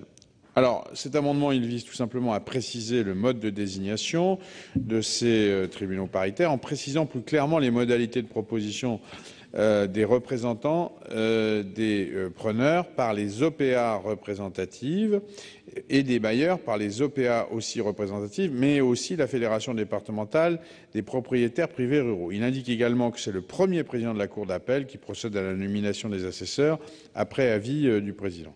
Voilà, nous pensons que ces modifications sont de nature à privilégier les candidats les plus compétents tout en tenant compte des remarques, je l'ai dit, de ce qui s'est passé à l'Assemblée et en prenant aussi en compte les remarques des OPA disposant actuellement du plus grand nombre d'assesseurs élus. Je crois que nous sommes arrivés à un compromis d'efficacité, de transparence, de représentativité et qu'il serait bon que le travail qui est fait aujourd'hui par le gouvernement soit reconnu sur l'ensemble des bancs du Sénat. Merci, monsieur le ministre. Je vais demander l'avis de la commission, monsieur le rapporteur, sur cet amendement et sur les trois identiques. Merci, Madame la Présidente. Je propose que l'ensemble de ces bancs reconnaissent l'avancée du gouvernement et votent son amendement, même si, évidemment, cet amendement aurait pu ne pas être présenté à l'Assemblée nationale en deuxième lecture, mais enfin, il l'est, Monsieur Bailly. Donc il l'est, il avance, c'est le mouvement. Le gouvernement souhaitait avancer sur la désignation pour les tribunaux. Donc moi, je suis favorable à l'amendement du gouvernement, défavorable aux autres. Une telle solution, ça existe déjà dans les tribunaux des affaires de la sécurité sociale. Et ça marche. C'est de l'efficacité, c'est du gain d'argent, tout le monde s'y retrouve. Donc j'émets un avis défavorable ou retrait pour les 3 amendements et un avis favorable pour celui du gouvernement qui encadre, qui permet un peu mieux d'améliorer les choses. Merci, monsieur le rapporteur. Donc, monsieur le ministre a donné son avis sur ces 3 amendements. Je vais donc donner la parole à monsieur Deneux. Oui, moi je ne partage pas du tout l'avis du gouvernement. Je ne comprends pas que ce soit une avancée, c'est un recul. Quand on passe d'un système où on vote qui implique des conditions démocratiques qui ont fonctionné depuis 70 ans et qu'on dit maintenant on va les désigner, c'est une avancée. C'est tout de même assez incompréhensible. Et je voudrais vous dire, monsieur le ministre, que ce n'est pas parce que dans 18 endroits, si on les analyse un par un, ce sont les endroits où le fermage est peu répandu pour des raisons locales. Dans tous les départements où le fermage est important, voire dominant, les tribunaux paritaires donnent totale satisfaction. Il est incompréhensible que cette affaire vienne par ce gouvernement aujourd'hui. Nous serons forcément contre l'avis de ce gouvernement. Merci, monsieur Bailly. Madame la Présidente, explication de vote. J'ai bien entendu les réponses de monsieur le ministre. Et c'est vrai que je l'ai dit un peu dans mon intervention tout à l'heure, j'ai des interrogations. C'est un petit peu dommage qu'on n'en parle pas plus longtemps, mais j'aurais une question précise. On parle des organisations syndicales. Donc ça veut dire que les chambres d'agriculture, dont il y a des élections, là, vraiment, de tous les agriculteurs, les propriétaires, quand il y a les renouvellements des chambres d'agriculture, tout le monde va. Et puis je crois que le taux de participation est encore plus important que dans toutes les chambres consulaires et dans beaucoup d'organisations professionnelles. Et je voudrais savoir la raison pourquoi on a retenu plus les organisations syndicales que les chambres d'agriculture, qui sont représentatives et qui représentent l'ensemble pour faire les propositions justement de ces juges. C'est ma question. Ensuite, bien sûr, il y aura le vote tel que vous l'avez souhaité. Merci, monsieur le sénateur. Monsieur le président Guillaume, vous m'avez demandé la parole. Si. Marcel Deneux, il ne s'agit pas de supprimer les tribunaux. Ils ne sont pas supprimés, ils continueront à exister. Il s'agit de moderniser l'affaire. Vous savez combien il y a de participation à ces élections? Vous savez combien il y a d'abstention dans ces élections? 80% d'abstention. Donc il s'agit d'être un peu plus efficace et il s'agit de faire en sorte. On aurait pu ne pas l'aborder dans ce texte, mais je pense que l'amendement du gouvernement permet d'aller de l'avant, permet d'innover, permet un peu de moderniser. Ce n'est pas à bouger pour bouger, mais moi je ne pense pas que ça pose de problèmes particuliers. Aujourd'hui, c'est comme ça la sécurité sociale. Qui pense que ça ne fonctionne pas pour les tribunaux de la sécurité sociale? Et quel problème ça pose? Ça n'en pose pas. Donc on ne va peut-être pas passer un quart d'heure sur un entonnoir, mais je pense que nous pouvons passer au vote. Merci, monsieur le rapporteur. Donc je mets au vote d'abord les 3 amendements 22, 62, 144 qui ont reçu 2 avis défavorables. Qui est pour? Qui est contre? Ces 3 amendements ne sont pas adoptés. Amendement numéro 152 du gouvernement qui a reçu un avis favorable de la commission. Qui est pour?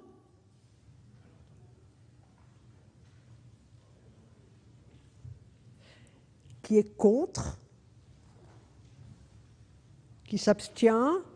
Cet amendement est adopté. Je mets aux voix l'article 4 de ce projet de loi. Qui est pour? Qui est contre? Cet article 4 est adopté. Je mets aux voix l'article 4 bis AA. Je vais commencer par vous faire voter. Qui est pour? Qui est contre? Donc, il est adopté. Article 4 bis AB, même vote. Article 4 bis AC, même vote. Alors, l'article 4 bis A a été supprimé, il le demeure. Article 4 bis, même vote. Nous en arrivons à l'article 4 ter A avec un amendement numéro 28 présenté par Madame Ferrat. Merci Madame la Présidente. Je vous propose de rétablir cet article dans la rédaction issue de nos débats de première lecture. L'Assemblée nationale l'a malheureusement supprimé. Le droit du métayer d'obtenir automatiquement la conversion du métayage en fermage sous la seule condition d'une antériorité de 8 ans est de nature à dissuader les propriétaires de conclure un bail à métayage. Il compromet la sécurité juridique des montages de portage foncier fondés sur l'économie du bail à métayage.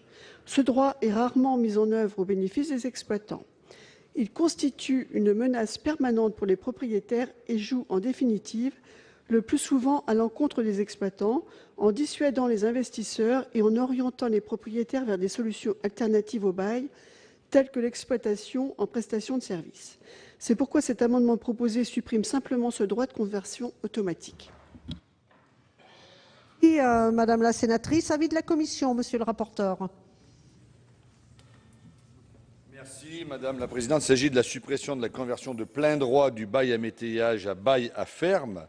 L'article 417-11 du Code rural, Madame, et de la pêche maritime permet de convertir tout bail à métayage en bail à ferme à l'expiration de chaque année culturale à partir de la 3e année du bail initial. Cette conversion intervient soit au choix du preneur, soit au choix du bailleur. Elle ne peut pas être refusée lorsque le métayer la demande après 8 années. L'amendement propose de supprimer cette conversion de plein droit sur demande du métayer à échéance de 8 années. Cet amendement avait été adopté par le Sénat en première lecture. Il ne concerne que la viticulture. Or, si l'on peut comprendre que le propriétaire soit mécontent de la situation d'incertitude que cela crée, la modification de la loi sur ce point contribuerait à modifier les équilibres économiques de nombreuses régions viticoles où le bail à métayage est encore utilisé. Et il l'est dans beaucoup d'endroits. L'adoption par le Sénat de cet article a d'ailleurs fait l'objet de quelques contestations, c'est dans un langage fleuri, ce qui montre qu'il n'y a pas de consensus sur le sujet. C'est la raison pour laquelle j'émets un avis défavorable. Merci, monsieur le rapporteur. Avis du gouvernement, monsieur le ministre. Même avis, Madame la Présidente. À l'évidence, la France est riche de terroirs divers et finalement, ce que nous avons vécu dans la discussion sur la carte des régions, nous le voyons aussi peut-être à travers cet amendement. Il n'y a pas, c'est le moins qu'on puisse dire, unanimité, Madame la sénateur, dans l'idée que vous avez avancée. Donc nous préférons évidemment qu'elle ne soit pas reprise. Merci, monsieur le ministre. Madame Ferrat. Oui, merci Madame la Présidente. C'est vrai, et vous l'avez dit, Monsieur le rapporteur, cela touche essentiellement la viticulture et particulièrement la viticulture champenoise.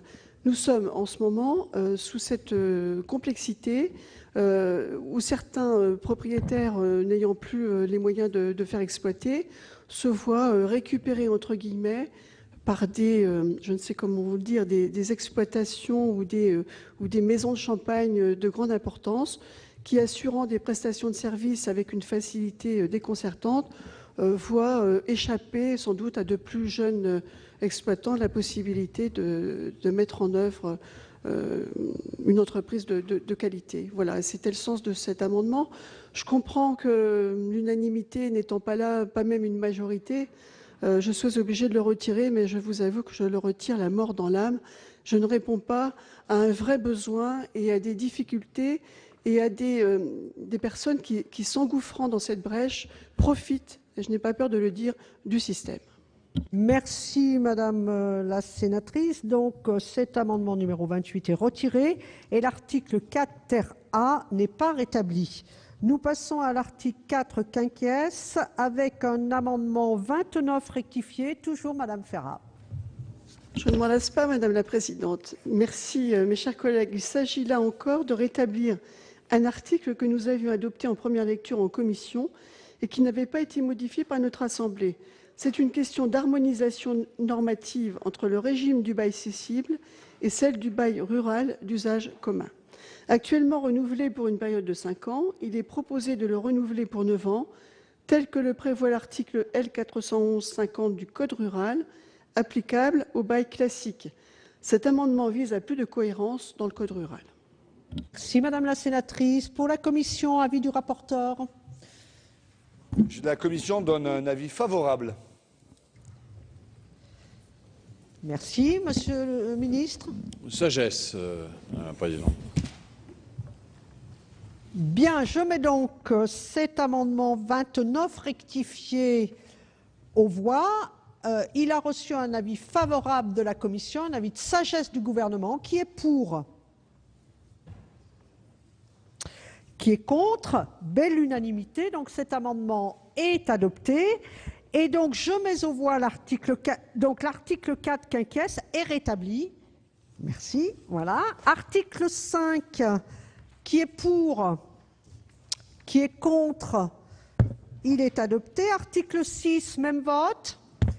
Article 7, je suis saisie d'un amendement du rapporteur, Monsieur le Président Guillaume, au nom de la Commission. Coordination, Madame la Présidente. Merci. Avis du gouvernement? Favorable.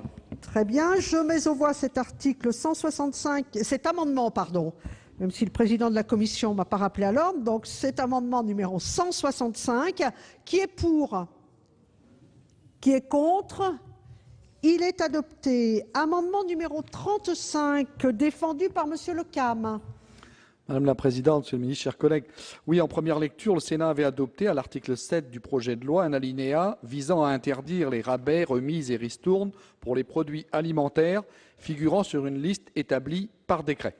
Nous étions convenus que ces pratiques commerciales présentaient des inconvénients majeurs pour les producteurs qui étaient dans un rapport de force extrêmement défavorable. La Commission des affaires économiques de l'Assemblée nationale a supprimé cet ajout. C'est pourquoi nous vous le présentons à nouveau en espérant qu'il ait un sort aussi heureux qu'au Sénat la dernière fois. Merci. Avis de la Commission, Monsieur le rapporteur. Je donnerai un avis je demande l'avis du gouvernement, pardon.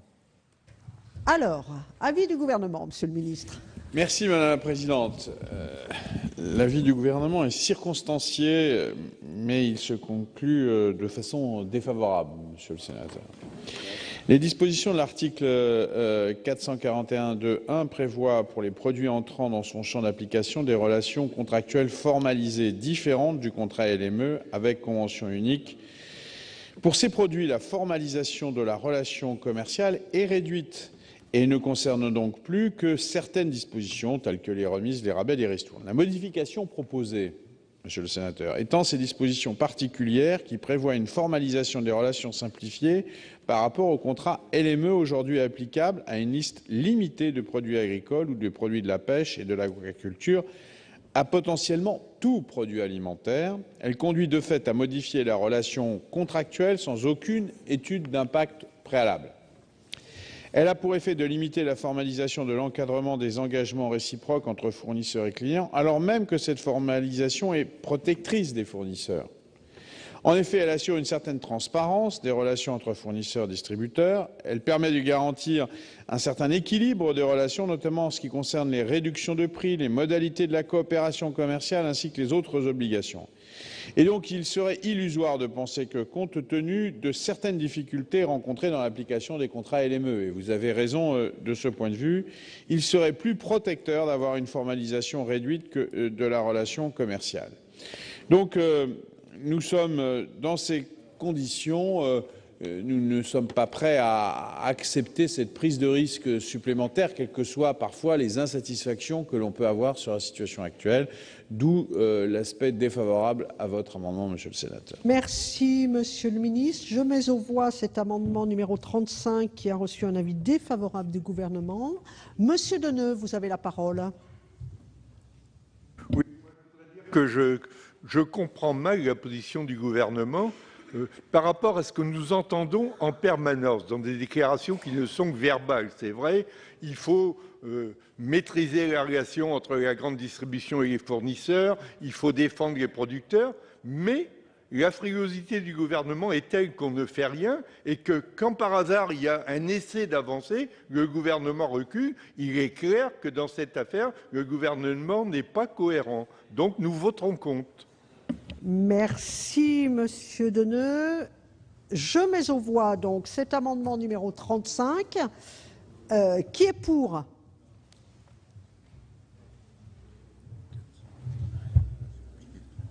Alors, qui est pour? Qui est contre? Cet amendement est adopté. Amendement numéro 34. Oui, Madame la Présidente, dans le droit fil du précédent, le célèbre coefficient multiplicateur, qui, je le rappelle, a été voté ici au Sénat il y a quelques années, sous l'impulsion de notre ami Daniel Soulage, ancien sénateur du Lot-et-Garonne. Alors, nous avons présenté donc cet amendement en première lecture. Il nous semble en effet important, comme je l'ai dit dans la discussion générale, de faire des propositions afin de garantir aux agriculteurs une juste rémunération de leur travail. Il faut dans ce cas d'assurer un juste prix. Toutes les idées sont bonnes à prendre pour essayer de rétablir une plus juste répartition de la valeur ajoutée sur l'ensemble de la chaîne de production et de commercialisation agricole. La réunion qui a eu lieu hier a été très instructive sur les différentes possibilités envisagées. Ainsi, Serge Papin propose d'amender la LME en fixant des niveaux de vente minimum au-dessus du seuil de revente à perte. Le coefficient multiplicateur est une autre des mesures possibles en période de crise conjoncturelle, telle que définie à l'article L611-4 du Code rural et de la pêche maritime ou en prévision de la survenue d'une telle crise. Les ministres compétents peuvent décider de l'application d'un coefficient multiplicateur entre le prix d'achat et le prix de vente des fruits et légumes périssables à un taux et pour une durée qu'ils définissent, celle-ci ne pouvant excéder 3 mois. Les mêmes établissent la liste précise des produits visés par cette mesure. Par notre amendement, nous élargissons le champ d'application de cette mesure aux produits agricoles périssables, sachant que la mise en œuvre du dispositif reste entre les mains du pouvoir réglementaire. Il nous semble que cet élargissement est tout à fait raisonnable. Nous savons, monsieur le rapporteur, que vous avez changé d'avis depuis 2010 sur l'opportunité d'une telle mesure. Cependant, nous ne pensons pas que l'argument tiré de l'absence de moyens de contrôle administratif des prix que vous avez développé en première lecture soit une raison à renoncer à une telle mesure. Vous nous avez exprimé également votre crainte de la tentation de s'approvisionner hors de nos frontières pour maintenir des prix bas pour le consommateur. Vous avez raison, ce risque existe et il s'accentuera pour d'autres productions comme la viande avec le traité de libre-échange transatlantique. Donc nous considérons pour notre part que le coefficient multiplicateur reste une bonne mesure. Nous vous demandons donc d'adopter cet amendement tout en ne fermant la porte à aucun progrès qui puisse permettre des prix rémunérateurs à l'ensemble du monde agricole. On va s'arrêter là. Merci, monsieur le sénateur. Avis de la commission, monsieur le rapporteur. Alors, madame la présidente, cher Gérard Lecam, je ne pense pas qu'il faille en rajouter. Je donne un avis défavorable. Ce débat est récurrent. Nous le portons depuis des décennies. Je m'étais laissé convaincre dans les années 90 du bienfait du coefficient multiplicateur et je l'ai défendu tant que j'ai pu et je me suis aperçu que malheureusement ça ne fonctionnait pas. Donc par principe de réalité, j'y mets un avis défavorable. Merci, monsieur le rapporteur. Avis du gouvernement. Même avis, Madame la Présidente. On voit bien que le coefficient multiplicateur peut jouer sur des produits frais dans des conditions particulières un rôle utile, mais on voit bien que si on voulait l'étendre, il y aurait un certain nombre de dangers, en dehors des dysfonctionnements déjà notés par le rapporteur. Il y aurait des dangers de substitution par des produits importés, et donc ceci par rapport aux produits français. Et donc je pense que ce n'est pas du tout le but recherché par monsieur le sénateur. Donc je l'invite à retirer peut-être cet amendement. Merci, monsieur le ministre. Monsieur le sénateur hoche la tête négativement. Donc je le mets aux voix. Je mets aux voix cet amendement qui a reçu 2 avis défavorables de la commission et du gouvernement. L'amendement numéro 34, qui est pour? Qui est contre? Cet amendement n'est pas adopté. Je mets aux voix l'article 7. Qui est pour? Qui est contre? Qui s'abstient? Cet article 7 est adopté. Voilà pour l'examen en seconde lecture du projet de loi sur l'avenir de l'agriculture, un texte qui prend le virage de l'agroécologie. Alors vous pourrez revoir cette séance à tout instant sur notre site publicsénat.fr. Très bonne journée à vous sur notre chaîne.